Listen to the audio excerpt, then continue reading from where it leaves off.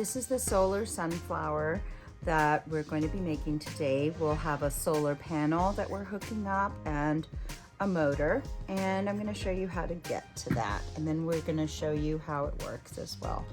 So we have the stem, the base, a motor, a solar panel connected to one of our leaves, another leaf, 2 screw eyes, and the flower itself.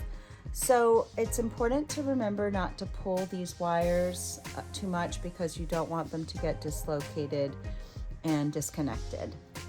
You also probably, before you do anything, you're going to want to color all these pieces first. It will be much easier to work with it, to color it beforehand rather than afterwards. Okay, so the first thing that you should do is notice there are 2 little pilot holes right here, and I'm going to show you what those are for. They're basically put in there so that it will be easy to put the screw eyes in when we get to that point. All right, so let's start. Let's pretend that I did a beautiful job decorating, and you're going to push this into the base. You don't need glue unless it's falling out. If you do need glue, you can use Elmer's glue or any sort of glue that you might have at home. It doesn't need to particularly be wood glue. All right, and so now this is the back of the flower. We're going to put this motor in. We have this little bit of a dip here to accommodate the wires. We're going to put the motor in carefully, and then we're just going to push it through like that. You're going to want to make sure that it comes all the way to the front so that when the petals want to wind, they have space to wind. So once you do that, you can color this in a beautiful way. It could be a sunflower, any kind of flower you want it to be.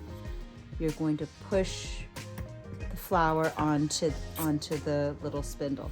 Now, you don't want to push it too tight because the friction will cause the movement not to be smooth. So I'm just pushing it back out a little bit so it can spin freely. So lots of times if it's not spinning, it's because you've put it in too tightly. All right, now we're going to turn around to the back, and we're going to connect our solar panel, sorry.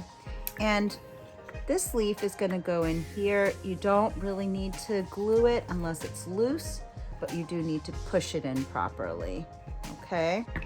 And then you're going to color this and on both sides preferably, and push this leaf inside here like this. You might need a little bit of strength, and if it's nice and tight, you don't need glue. So I'm not using any glue. All right, now we're going to connect the wires that connect the solar panel to the motor, and they're not polarized, so we can connect them any way we like. I'll hold it this way. I'm gonna take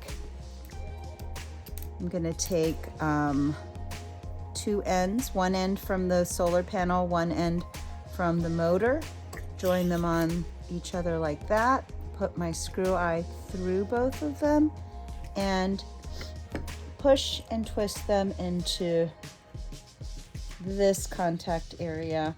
And we have to make sure everything touches each other properly so that the circuit is well connected and has a good, clean contact connection. Now I'm going to do the same thing to the other 2, like this, and use my other pilot hole and insert and twist, twist, twist till everything is nice and tight. After this, now you can test it. So I'm gonna go to a source of light and show you how this works.